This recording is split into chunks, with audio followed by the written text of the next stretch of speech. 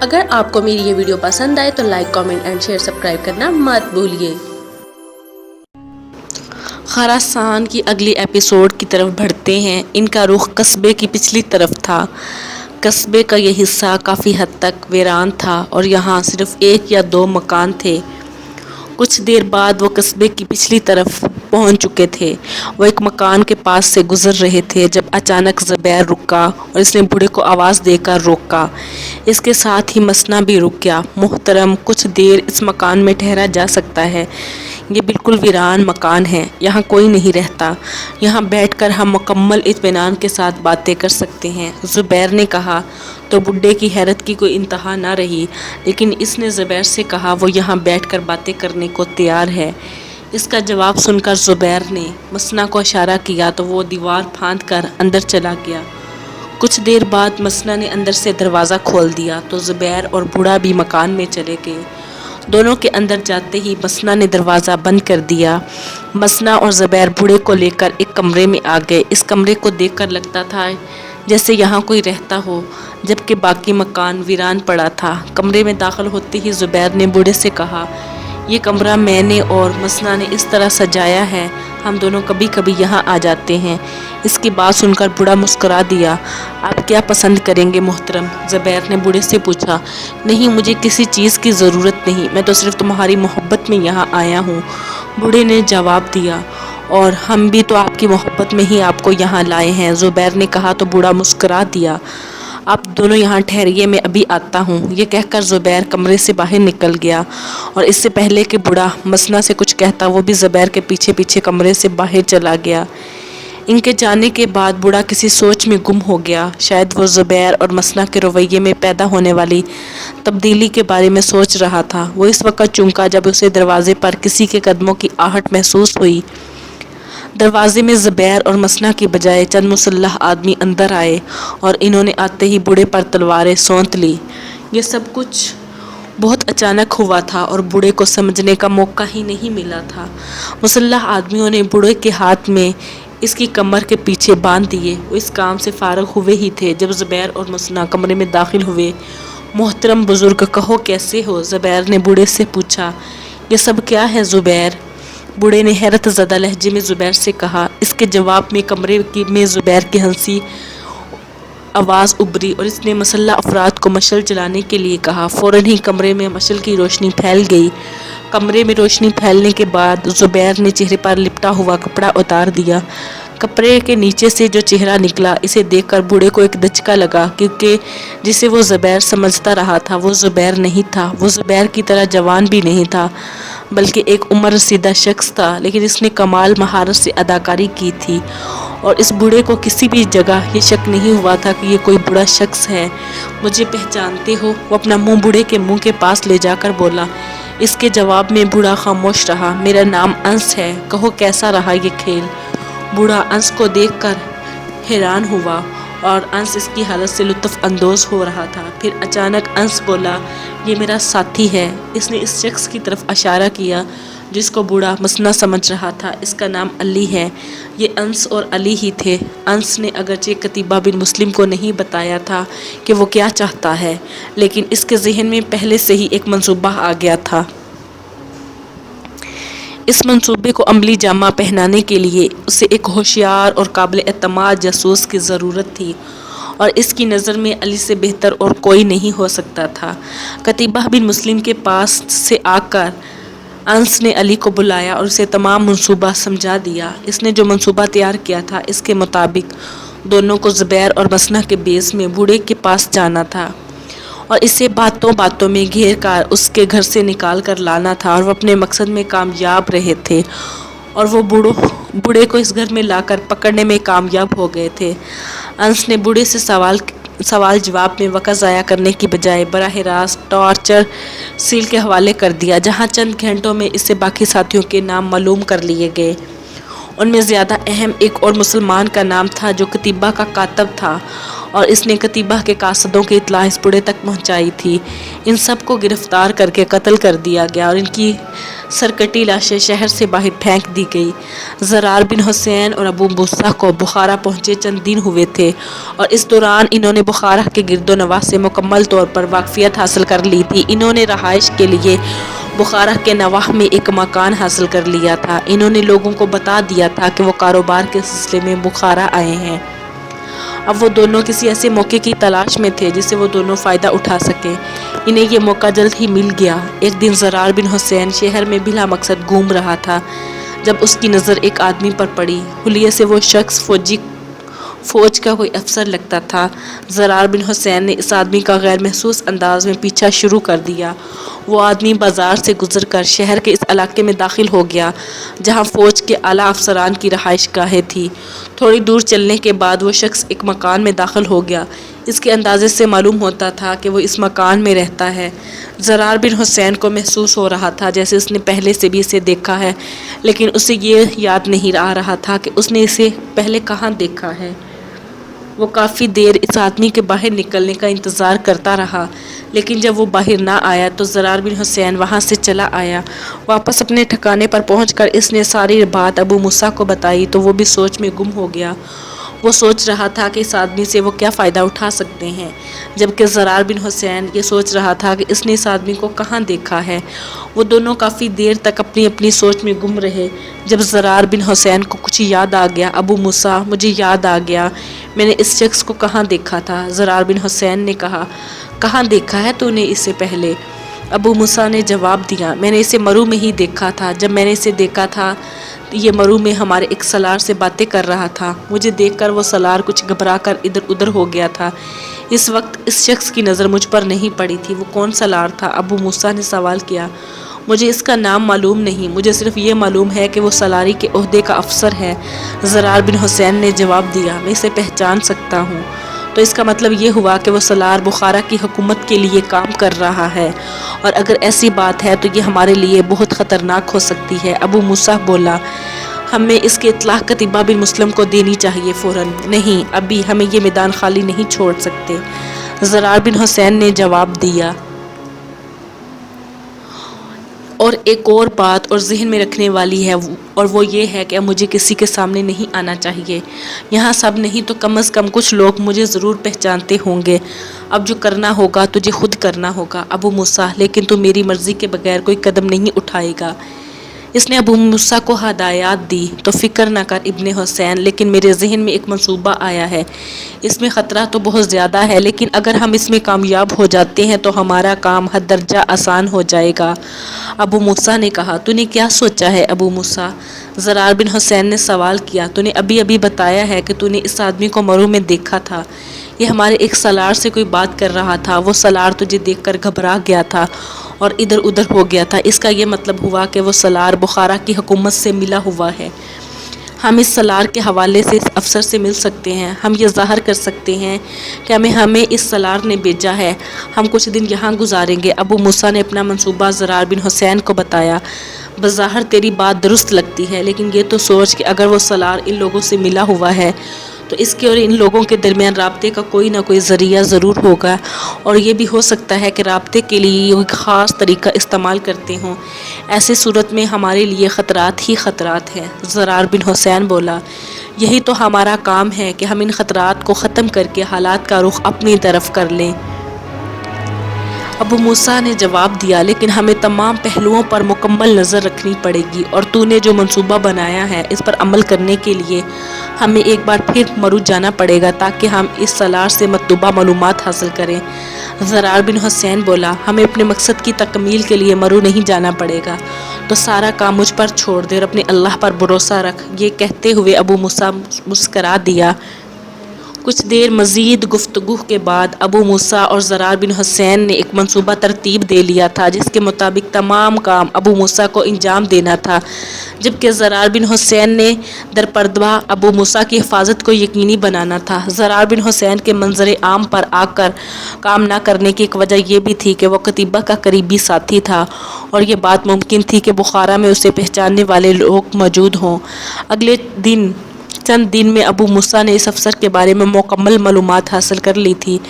جس کا زرار بن حسین نے پیچھا کیا تھا۔ اس کا نام پورناس تھا۔ ایک دن پورناس اپنے مکان میں موجود تھا جب اسے اطلاع ملی کہ اسے کوئی ملنے آیا ہے۔ پورناس عام طور پر لوگوں سے زیادہ ملنا جلنا پسند نہیں کرتا تھا اور اس سے ملنے آنے والے کو اکثر کسی بہانے سے واپس بھیج دیتا تھا۔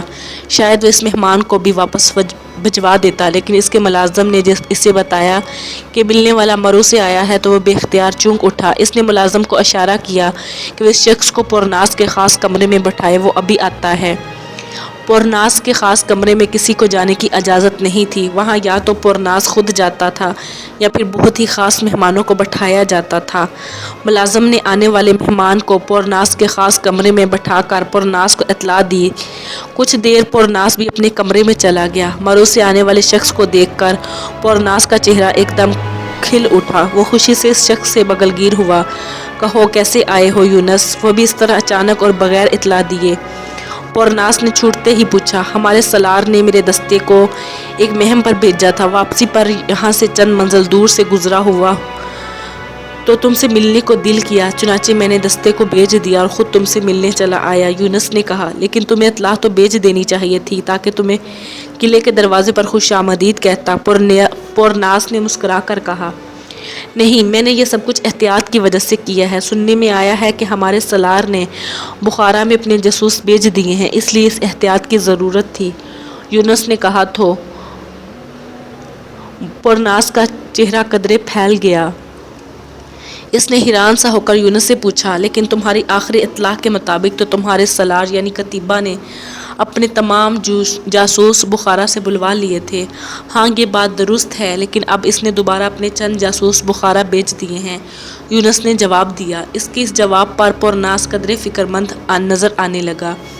کچھ دیر خاموش ہونے رہا، پھر پورناس نے سوال کیا، اس نے اپنے جاسوس کتنا عرصہ پہلے بخارا بھیجے ہیں؟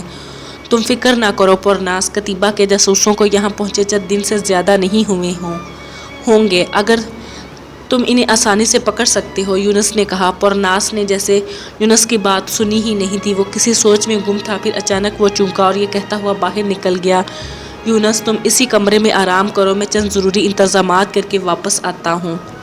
پورناس چلا گیا تو یونس اسی کمرے میں اکیلا رہ گیا۔ اس نے اٹھ کر کمرے کا جائزہ لینا شروع کر دیا۔ وہ سرسری طور پر ہر چیز کو دیکھتا جا رہا تھا۔ اسے اس کا مقصد شاید صرف وقت گزاری تھا۔ جب وہ اس کام سے اکتا گیا تو فرش پر بچھے قالین پر لیٹ گیا اور اس نے آنکھیں بند کر لی۔ کافی دیر وہ اسی حالت میں لیٹا، پورناس کا انتظار کرتا رہا۔ جب وہ نہ آیا تو یونس اٹھ کر بیٹھ گیا۔ اگرچہ پورناس کے انتظار میں اسے کوفت ہونے لگی تھی، لیکن وہ مطمئن تھا کہ پورناس کے کمرے میں قتیبہ کے جاسوسوں کی نظر سے محفوظ تھا۔ آخر بہت انتظار کے بعد پورناس واپس آیا۔ جب وہ واپس آیا تو اس نے چہرے پر ایک عجیب سی مسکراہٹ تھی اور اسے یونس محسوس کیے بغیر نہ رہ سکا۔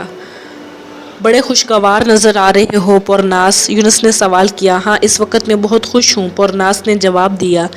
کیا کوئی کارنامہ سر انجام دے آئے ہو؟ یونس نے مسکرا کر گویا مذاق کرنے کے انداز میں پوچھا۔ بس یوں ہی سمجھ لو، مجھے امید نہیں تھی کہ ہم لوگ اتنی جلدی قتیبہ کے جاسوسوں تک پہنچ جائیں گے، لیکن میں نے ایسا کر دکھایا ہے، پورناس نے کہا اور ہنسنے لگا۔ پورناس کی یہ بات سن کر یونس کے چہرے پر پریشانی کی ایک لہر آئی اور چلی گئی اور فوراً ہی مسکرانے لگا، لیکن اس کے چہرے پر پیدا ہونے والی یہ خفیف سی تبدیلیاں پورناس کی نگاہ سے چھپی نہ رہ سکی تھی۔ پورناس نے خاص طور پر یہ باتیں محسوس کی تھی۔ تمہیں معلوم ہے کہ میں اتنی جلدی قتیبہ کے جاسوسوں تک کیسے پہنچ گیا؟ پورناس نے سوال کیا۔ نہیں بھلا مجھے یہ بات کیسے معلوم ہو سکتی ہے؟ یونس نے جواب دیا۔ یہ بات خیر میں تمہیں بعد میں بتاؤں گا، بعد میں یعنی وقت آنے پر۔ تم ابھی چند دن میرے پاس رکو، لیکن تمہیں اس کمرے سے باہر جانے کی اجازت نہیں ہوگی۔ تمہاری تمام ضرورت کی چیزیں تمہیں اس کمرے میں ہی مل جائیں گی، اور اس بات کا برا نہ منانا، ایسے صرف احتیاط کی وجہ سے ہی کیا جا رہا ہے، پورناس نے یونس کو ہدایات دیتے ہوئے کہا۔ کچھ دیر بعد پورناس یونس کو کمرے میں چھوڑ کر چلا گیا۔ کمرے سے باہر نکل کر پورناس نے 2 سپاہیوں کو بلوایا اور انہیں خاص کمرے کے دروازے پر کھڑا کر دیا۔ ان کے لیے پورناس کی ہدایات یہ تھی کہ اس کمرے میں موجود شخص نہ تو کمرے سے باہر جائے اور نہ ہی باہر سے کوئی شخص سوائے ان ملازموں کے جو اس کے مہمان کو اشیاء ضرورت اور کھانا دینے پر مامور ہوں اندر جائیں۔ اس کے بعد پورناس اپنے مکان سے نکل گیا۔ وہ بخارا کے بادشاہ دروان خزاں سے ملنے جا رہا تھا۔ وہ دروان خزاں سے صرف اس وقت ملنے جاتا تھا جب اس کے پاس کوئی بہت ہی اہم اطلاع ہوتی تھی، اور اس وقت بھی اس کے پاس ایک بہت ہی اہم اطلاع تھی۔ وہ دروان خزاں کے محل پر پہنچا تو اسے مہمان خانے میں ٹھہرا دیا گیا۔ دروان خزاں کو اطلاع ملی کہ پورناس اسے ملنے آیا ہے، تو وہ اپنے خاص کمرے میں چلا گیا اور اس نے پورناس کو وہیں بلا لیا۔ وہ جانتا تھا کہ پورناس ضرور کوئی ضروری اور اہم اطلاع لے کر ہی اس کے پاس آیا ہوگا۔ پورناس دروان خزاں کے خاص کمرے میں داخل ہوا تو دروان خزاں وہاں پہلے سے موجود تھا۔ اسے وہاں موجود دیکھ کر پورناس نے جھک کر اسے سلام کیا۔ دروان خزاں نے اسے بیٹھنے کے لیے کہا تو وہ دروان خزاں کے سامنے والی نشست پر بیٹھ گیا۔ اگرچہ اس کمرے کی سجاوٹ مرعوب کرنے کی حد تک خوبصورت تھی، لیکن پورناس نے کبھی اس کی سجاوٹ کی طرف غور نہیں کیا تھا، شاید وہ اسی چیز کا عادی تھا۔ کہو کیسے آئے ہو پورناس؟ دروان خزاں نے سوال کیا۔ عالی پناہ، چند ضروری اطلاعات لے کر آیا ہوں، پورناس نے جواب دیا۔ کہو کیا اطلاعات میرے لیے ہیں؟ دروان خزاں نے کہا۔ عالی پناہ، بخارا میں کتیبہ کے چند جاسوس موجود ہیں، پورناس نے کہا تو دروان خزاں چونک اٹھا۔ مجھے ابھی اطلاع ملی ہے، لیکن کیا یہ اطلاع مستند ہے؟ دروان خزاں نے دوبارہ سوال کیا۔ ہاں محترم، یہ اطلاع اس حد تک مستند ہے جیسے یہ حقیقت یہ ہے کہ اس وقت آپ کے سامنے بیٹھا ہوا ہوں۔ اگر یہ اطلاع حقیقت نہیں بھی ہے تو ہمیں اس پر توجہ ضرور دینی چاہیے، پورناس نے جواب دیا۔ تو تم اس بارے میں مجھ سے ہدایات لینے آئے ہو؟ دروان خزاں نے پوچھا۔ نہیں عالی پناہ، میں آپ کو ایک خوشخبری سنانے آیا ہوں کہ کتیبہ نے اپنے 2 جاسوس بخارا بھیجے تھے، اس وقت وہ دونوں ہماری قید میں ہیں، پورناس نے جواب دیا۔ تو دروان خزاں کے چہرے پر خوشی اور حیرت دونوں تاثرات بیک وقت ابھر آئے۔ وہ ایک درمیانے قد کا لیکن بھاری جسم کا آدمی تھا، کسی وجہ سے اس کا چہرہ بھی خاصا بھاری تھا، جس پر یہ دونوں تاثرات ایک ہی وقت میں نہایت مضحکہ خیز لگ رہے تھے۔ تم نے خود انہیں پکڑا ہے؟ دروان خزاں نے پوچھا۔ ہاں جناب عالی، پورناس نے مؤدب لہجے میں جواب دیا۔ تم ان تک کس طرح پہنچے؟ دروان خزاں نے پوچھا۔ تو جواب میں پورناس نے یونس کی آمد سے لے کر کتیبہ کے جاسوسوں کی گرفتاری تک کے تمام حالات دروان خزاں کو سنا دیے۔ او عالی جاں، پورناس نے کہا، میں نے یونس کو اپنے محل کے ایک کمرے میں نظر بند کر دیا ہے، لیکن اس کو یہ معلوم نہیں کہ میں نے اسے نظر بند کیا ہے، بلکہ میں نے اسے یہ تاثر کیا ہے کہ اس کی یہ نظر بندی احتیاط کے طور پر کی گئی ہے۔ اس کی یہ بات سن کر دروان خزاں تجسس امیز نظروں سے اسے دیکھنے لگا۔ دروان خزاں نے اسے کچھ ہدایات دینے کے بعد رخصت کیا۔ یونس اگرچہ پورناس کے پاس مکمل آرام تھا، کسی قسم کی مشکل کا سامنا نہیں تھا، لیکن اس کے لیے سب سے بڑی پریشانی تھی کہ اس کے انتہائی اور ایک کمرے میں نظر بندی تھی، وہ اس کمرے سے باہر نہیں جا سکتا تھا۔ یہی اس کے لیے سب سے بڑا مسئلہ تھا، حالات سے خطرہ محسوس ہو رہا تھا۔ اس کمرے میں 4 دن ہو گئے تھے، لیکن 4 دنوں میں پورناس ایک بار بھی اس سے ملنے نہیں آیا تھا۔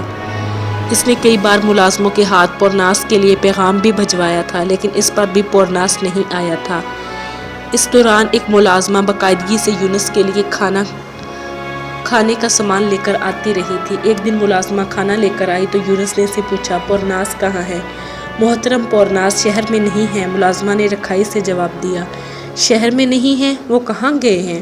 یونس نے سوال پوچھا۔ مجھے بس اتنا ہی معلوم ہے کہ وہ شہر میں نہیں ہیں، وہ کہاں گئے ہیں اس کے بارے میں کسی کو نہیں پتا۔ ملازمہ یہ کہہ کر کمرے سے باہر چلی گئی اور یونس کو کوئی اور بات کہنے کا موقع ہی نہ ملا۔ اس دن شام تک یونس کی پریشانی بہت بڑھ چکی تھی۔